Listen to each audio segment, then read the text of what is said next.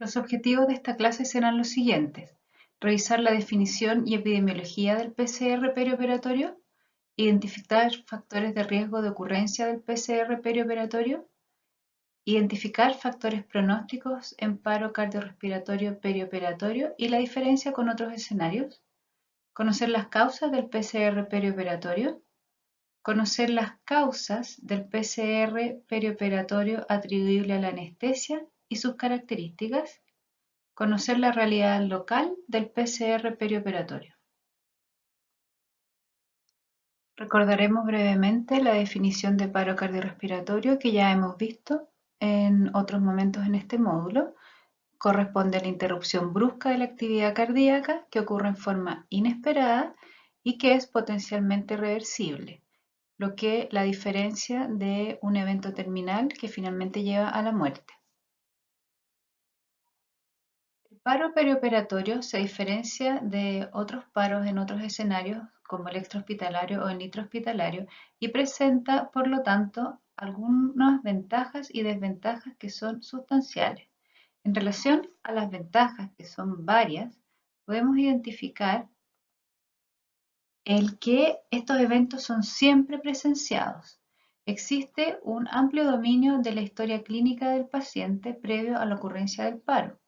Existe la posibilidad de identificar el deterioro clínico del paciente y prevenir la ocurrencia del paro, que, si ustedes recuerdan, corresponde al primer eslabón de la cadena de la sobrevida para el paro intrahospitalario.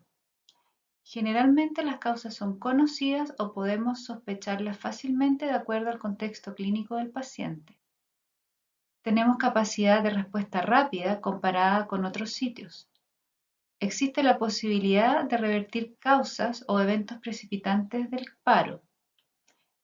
Se puede realizar una escalada de acciones limitada porque existe un conocimiento previo del paciente y su familia y esto se ha conversado y acordado previamente. Existe monitorización continua al momento de producirse el evento o se puede instalar fácilmente. La vía venosa está presente al momento de ocurrir el evento. Existe una vía aérea controlada o fácilmente controlable en su defecto. Existe una disponibilidad de desfibrilador, equipos y drogas rápida y efectiva. Y gran disponibilidad de recurso humano altamente capacitado para atender este tipo de emergencias.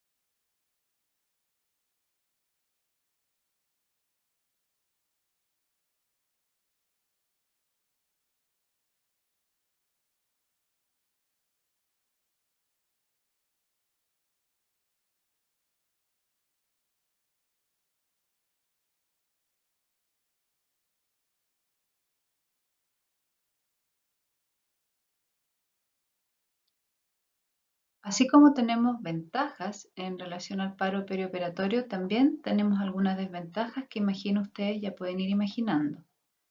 Las recomendaciones que utilizamos para el manejo del paro están generadas en evidencia de otro contexto, el cual es el paro extrahospitalario, que, como ustedes ya saben, significa un escenario totalmente diferente. Existe, por lo tanto, falta de evidencia clínica fuerte que pueda generar las bases de recomendaciones específicas del paro intrahospitalario, y más bien lo que hacemos es una extrapolación de las recomendaciones basadas en el extrahospitalario. Por un lado, afortunadamente, este evento en el perioperatorio es de muy baja frecuencia, lo que es positivo. Sin embargo, al ser de baja frecuencia, no nos permite estar plenamente entrenados para enfrentarlo una vez que ocurre. Existe una pérdida de destreza. En relación al diagnóstico, tenemos algunas desventajas también. Estamos acostumbrados a muchas falsas alarmas de nuestras alarmas de los monitores, que se deben a desconexiones inadvertidas, interferencias con otros equipos de pabellón. Por lo tanto, tendemos a no darle la relevancia que tienen una vez que estas están funcionando. Por otro lado, existen eventos como la bradicardia, la cual es frecuente en nuestro contexto clínico del perioperatorio sin ser necesariamente la significancia o la traducción de un evento ominoso o que esté progresando el paro. Y por último, tenemos falla de monitores por condiciones del paciente que nos dificultan la interpretación de lo que está sucediendo. Por ejemplo, un paciente muy frío en el cual el saturómetro tiene dificultad para marcar. En el mundo se realizan alrededor de 230 millones de cirugías o procedimientos quirúrgicos al año. ¿Cuál es el real riesgo de que un paciente sometido a uno de estos procedimientos se vea expuesto a un paro cardiorrespiratorio perioperatorio?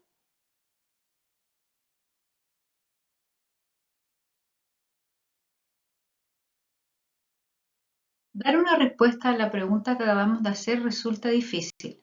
La razón de esto es que los estudios de donde podríamos obtenerla están diseñados de diferentes formas, y es así que hay algunos estudios que definen mortalidad relacionada a la anestesia. Otros estudios hablan o definen el paro intraoperatorio. Otros estudios hablan de PCR anestésico. Otros hablan de PCR perioperatorio, definiendo el perioperatorio también en diferentes formas. Otros hablan de mortalidad perioperatoria, otros de mortalidad intraoperatoria. Por lo tanto, a partir de la información que nos entrega cada uno de los estudios diseñados de estas diferentes formas, es de donde obtenemos nuestra cifra final de riesgo. Encontrar entonces la cifra de paro cardiorrespiratorio perioperatorio es difícil. La definición es difícil, puesto que aquella que establece cuál es el paro perioperatorio es variada, así como la definición de periodo perioperatorio o de posoperatorio. Por ejemplo, en la literatura encontramos trabajos donde se define que el perioperatorio comienza al ingresar el paciente a la sala de pabellones quirúrgicos. Otros lo definen como en el momento de la inducción. Asimismo ocurre con el posoperatorio. Algunos definen el posoperatorio como el momento en que el paciente sale a la unidad de posanestesia. Otros lo definen como las primeras 24 o incluso 48 horas postoperatorias. Otros definen el posoperatorio como el momento que finaliza al momento del alta hospitalario y otros incluso lo prolongan hasta el primer mes postquirúrgico. Este artículo, que habla sobre la mortalidad relacionada a la anestesia, es publicado por Brad en Brasil el año 2009. Este autor realizó una revisión sistemática de la literatura, incluyendo 33 artículos, y encontró que la mortalidad perioperatoria es muy variable, con cifras que van entre 1.4 a 28 por 10.000 procedimientos. Y la mortalidad relacionada a la anestesia, también variable, pero mucho menos frecuente, con cifras entre 0,1 a 5.7 por 10.000 anestesias. En el año 2012 se publica esta revisión sistemática que reúne 87 estudios y 21 millones de anestesias. En este artículo, lo que se muestra es el riesgo global relacionado a la anestesia y la mortalidad perioperatoria total, así como su comportamiento a través del tiempo y la diferencia que se presenta entre países desarrollados y en vías de desarrollo. Lo que ustedes pueden apreciar en esta diapositiva es que la mortalidad perioperatoria ha disminuido en al menos 10 veces a través de los años con el pasar de las décadas, tanto en países desarrollados como en vías de desarrollo. Sin embargo, la mortalidad anestésica aparentemente se ha mantenido relativamente estable. La explicación a esto es lo siguiente.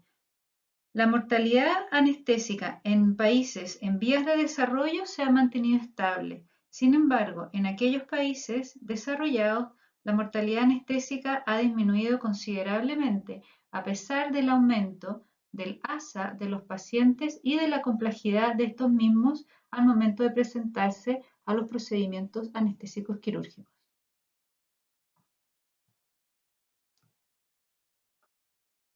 En el año 2012, Goswami publica datos prospectivos de cirugía no cardíaca del Programa Nacional de Mejoramiento de la Calidad Quirúrgica del American College of Surgeons, sobre un total de aproximadamente 365.000 casos registrados entre los años 2005 y 2007 en la Universidad de Columbia. Él registra mortalidad a 30 días. Lo que Goswami reporta es la incidencia del paro cardiorrespiratorio intraoperatorio, factores de riesgo y resultados de sobrevida.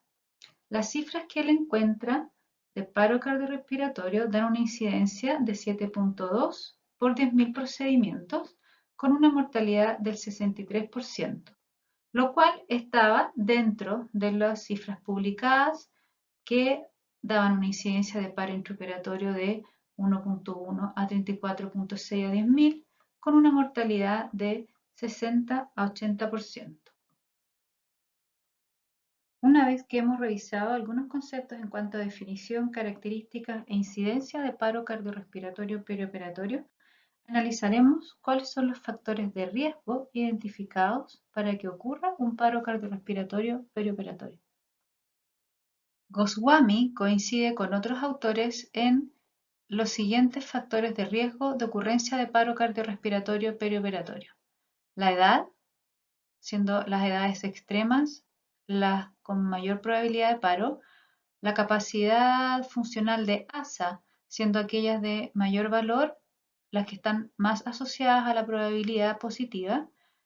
Una baja capacidad funcional, el género. El género masculino se asocia en distintas series con mayor frecuencia de paro cardiorrespiratorio, no se conoce por qué. El tipo de cirugía, la cirugía de emergencia se correlaciona con mayor probabilidad de evento crítico.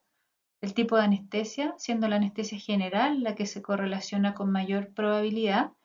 Esto sí, hay que notar, conlleva un sesgo y creo que ustedes se lo pueden imaginar. La gran mayoría de las cirugías de mayor complejidad o graves se realizan bajo anestesia general.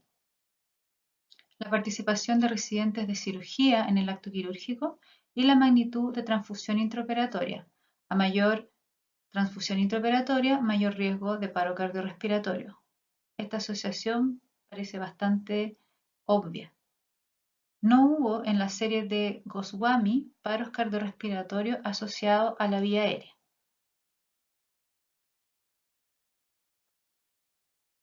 En el año 2015, Nunali publica la incidencia y los factores de riesgo de presentar un paro cardiorrespiratorio perioperatorio observado en el Registro Nacional de Resultados Clínicos Anestésicos. Obtuvieron los datos de todos los paros y muertes perioperatorias inmediatas del registro en el periodo comprendido entre los años 2010 y 2013. La incidencia encontrada fue de 5.6 por 10.000 anestesias, con una mortalidad asociada de 58.4%. Nunali encontró en su trabajo los mismos factores de riesgo de ocurrencia de paro que ya mencionamos anteriormente. En esta diapositiva analizaremos el número de paro por grupo etario subdividido por outcome o resultado expresado el número de PCR por 10.000 casos. Lo que vemos en esta diapositiva es que el mayor riesgo de ocurrencia, como ustedes notan y salta a la vista, está en pacientes menores de 1 año. Luego, volvemos a ver un alza en pacientes mayores de 65 y en pacientes mayores de 80 años. También observamos que los menores que sufren un PCR, aquellos pacientes que son menores de un año, tienen una alta mortalidad, expresado en esta franja vertical de color gris claro. Entre el rango etario de 50 a 79 años ocurre el 56% de los paros cardiorrespiratorios. Como ya lo mencionamos también, al analizar el paro cardiorrespiratorio por género, subdividido también por outcome, vemos que el género masculino tiene mayor probabilidad de presentar un paro cardiorrespiratorio y si es que lo presentan, su mortalidad es también mayor. En cuanto al ASA, los hallazgos son consistentes con publicaciones anteriores. El 65% de los eventos ocurren en pacientes con clasificación de ASA entre 4 y 5, con una alta mortalidad en pacientes ASA 5. En este último gráfico observamos la ocurrencia de paro cardiorrespiratorio intraoperatorio en relación al tipo de anestesia, subdividido también por outcome. Y lo que salta a la vista es que, como ya mencionamos, el 89% de los casos ocurre en pacientes bajo anestesia general, lo cual conlleva el sesgo que ya comentamos.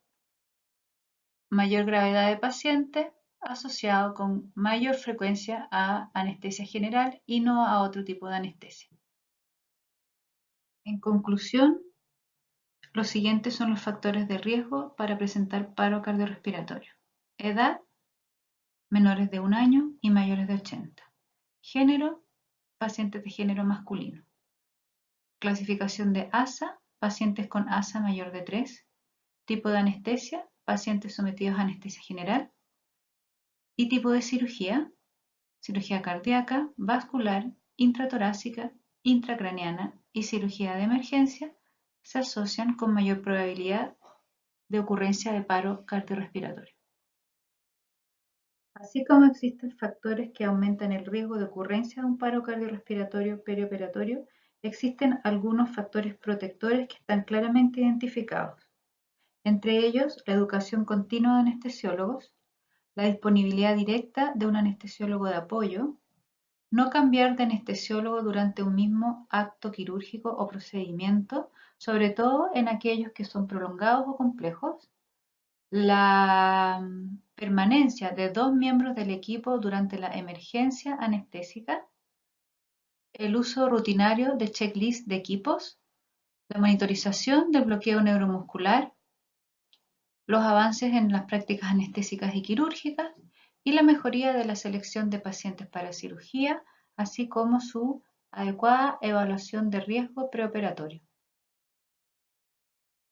Hasta aquí hemos revisado la definición de paro y los factores de riesgo de ocurrencia. Nos corresponde entonces analizar los factores pronósticos del paro cardiorrespiratorio perioperatorio y la diferencia con otros escenarios. Una vez que el paciente presenta el paro cardiorrespiratorio, los determinantes de mortalidad están asociados a factores que dependen del paciente, de la cirugía y de la anestesia. En relación a los factores del paciente, nuevamente nos encontramos con la edad. Pacientes menores de 1 año y mayores de 80 años que sufren un paro cardiorrespiratorio tienen mayor probabilidad de morir. Los pacientes de género masculino, los pacientes con un ASA mayor o igual a 3, los pacientes con capacidad funcional disminuida o pacientes que presentan una insuficiencia hepática tienen mayor probabilidad de morir una vez ocurrido el paro.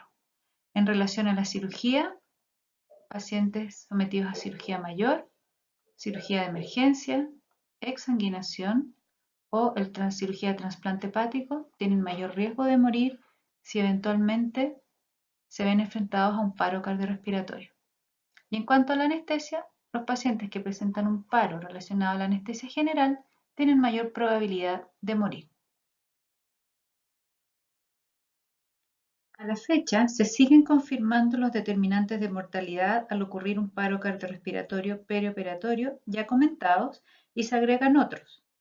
Tienen mayor probabilidad de morir los pacientes añosos, los pacientes con alto ASA, pacientes sometidos a procedimientos de emergencia, pacientes que portan heridas contaminadas, pacientes que tienen un alto grado de dependencia preoperatorio, eventos en fin de semana u horario no hábil, eventos que ocurren en pabellón o en unidad de cuidado intensivo más que aquellos que ocurren en la posanestesia.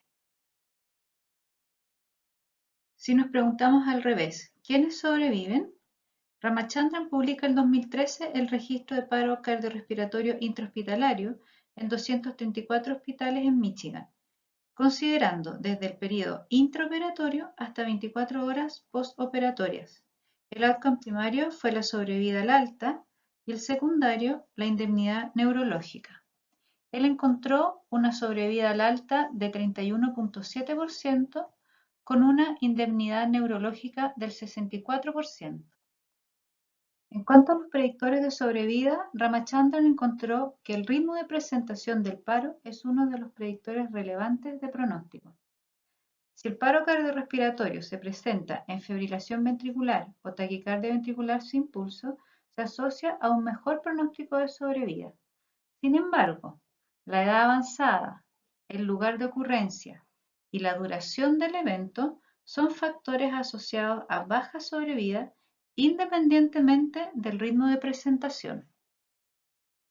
¿Qué podemos decir en cuanto al pronóstico de sobrevida, lugar de ocurrencia y ritmo? El lugar de ocurrencia no se correlaciona con la sobrevida general, pero sí en relación a ritmos determinados. La asistolía se correlaciona con una mejor sobrevida si el paro cardiorrespiratorio ocurre en el pabellón o en la unidad de posanestesia versus otros lugares dentro del hospital. Esto se debe a que en este contexto las causas que subyacen a la sistolía son muchas veces reversibles y fácilmente identificables. Por ejemplo, causas ventilatorias, causas relacionadas al uso de droga, arritmias reversibles, causas quirúrgicas fácilmente identificables y reversibles.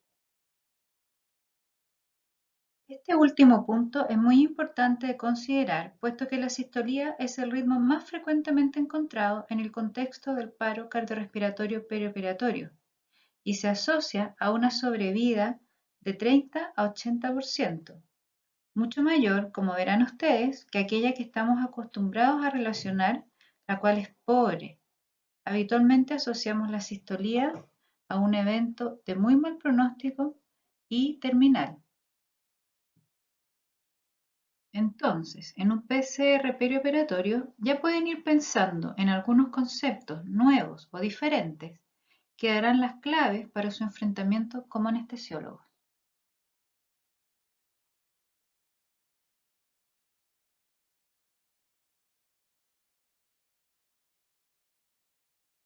Espero que hayan pensado lo correcto, ya que la sistolía no tiene la connotación ominosa que tienen otros escenarios.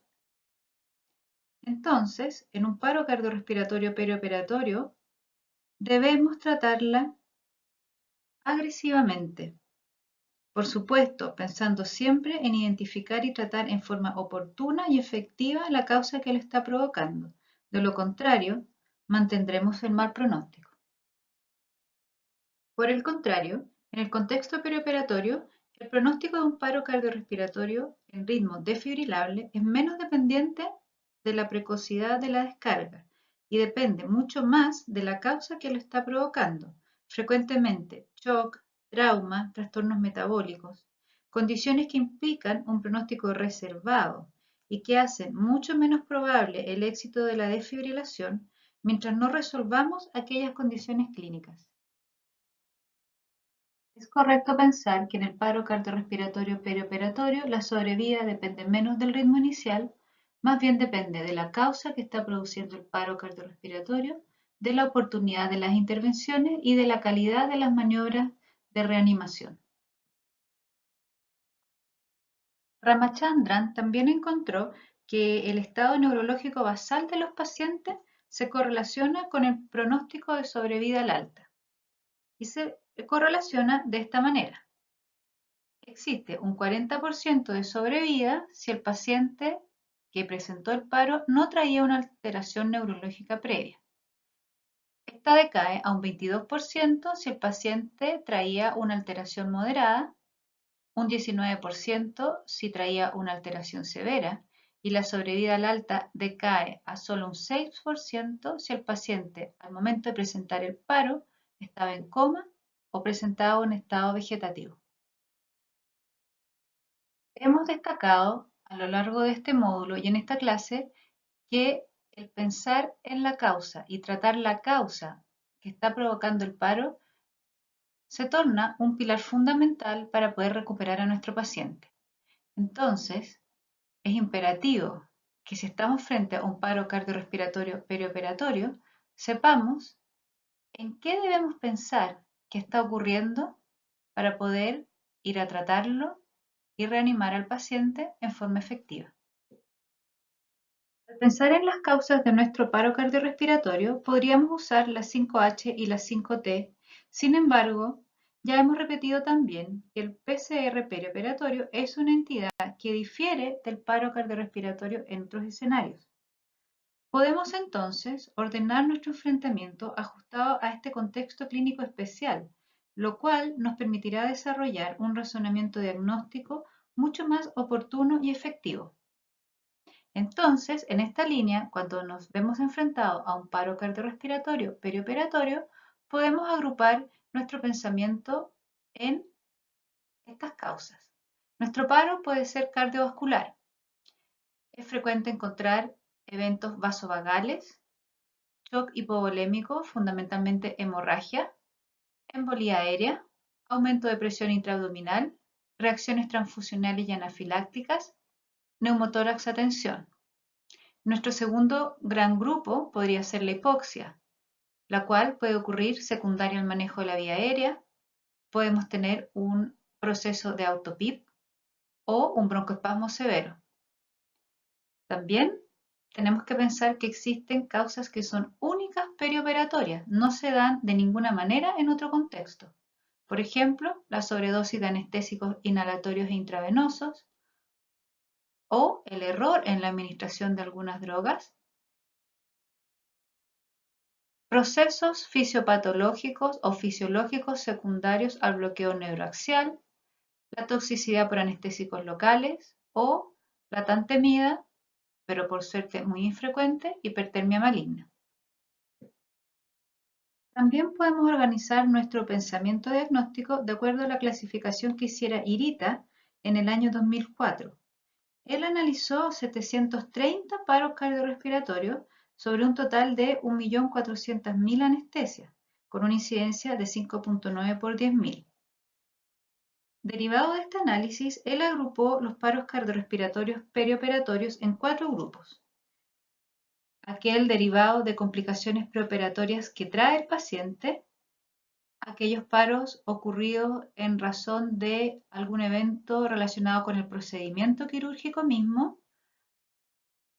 El tercer grupo son pacientes que sufren un paro cardiorrespiratorio en relación a un evento intraoperatorio no relacionado con el procedimiento quirúrgico. Y por último están aquellos eventos atribuibles al manejo anestésico. El primer grupo es lejos el más numeroso y destaca como causa dentro de este grupo el shock hemorrágico o shock de otra causa, la isquemia coronaria y la falla cardíaca congestiva.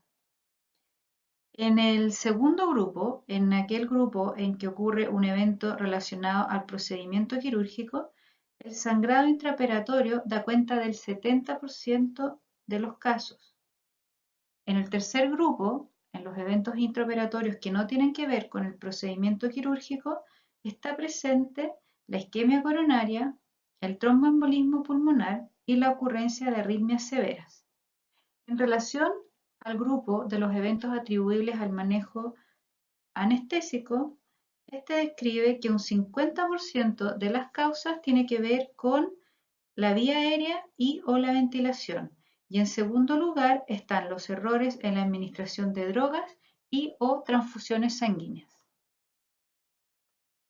Las causas anestésicas de paro cardiorrespiratorio perioperatorio se mantienen bastante estables en el tiempo, con algunas diferencias de acuerdo a las publicaciones. En primer lugar, o en segundo, siempre se menciona el uso de drogas o el error en el uso de las drogas. Este error tiene que ver no solamente con equivocarse en administrar una droga en lugar de otra, sino también tiene que ver con sobredosis de drogas en relación a distintos tipos de pacientes, por ejemplo, o momentos. También tiene que ver con el efecto cardiovascular que producen las drogas que utilizamos o definitivamente con el error en la medicación en términos de equivocar una droga por otra. En segundo lugar, o en primero también, siempre aparece el fracaso en el manejo de la vía aérea y este tiene que ver más bien con una inadecuada evaluación de riesgo en relación a la vía aérea o un adecuado planteamiento de manejo frente a una vía aérea determinada.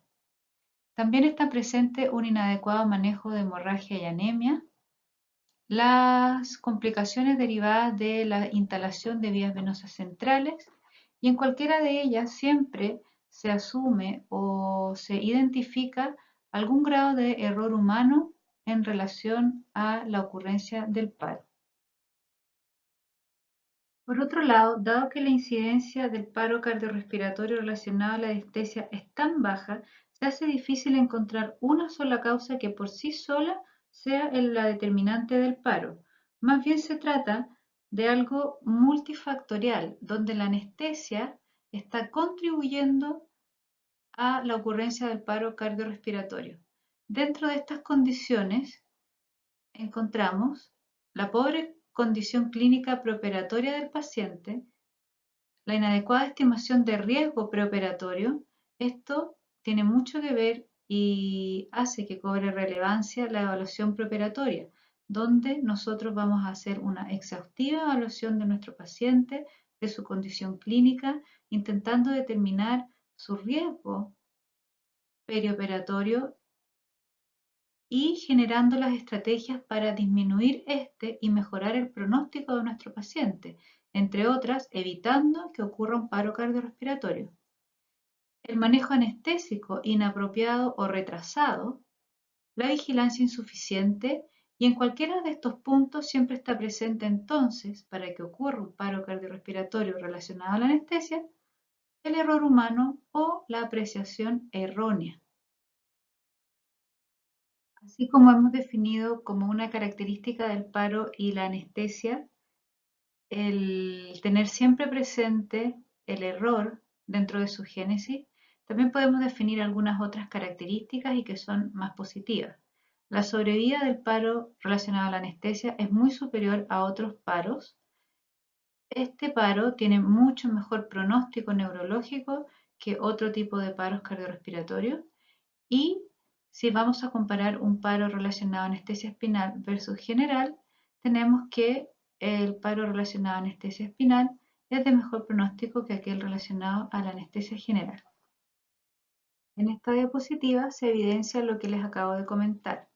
El paro anestésico tiene una sobrevida de alrededor de 80% versus otros escenarios, por ejemplo, el peor, el extrahospitalario, donde la sobrevida puede ir entre un 0 a un 21%, o el paro perioperatorio, pero que no es anestésico, donde la sobrevida puede ser entre un 23 a un 34%. Por último, les mostraré brevemente cuál es la realidad local en el Hospital Clínico de la Universidad de Chile. Este es un registro que se lleva a cabo a partir de septiembre del año 2006 y que tiene como objetivo describir la incidencia, causas y resultados del paro cardiorrespiratorio perioperatorio en el Hospital Clínico de la Universidad de Chile.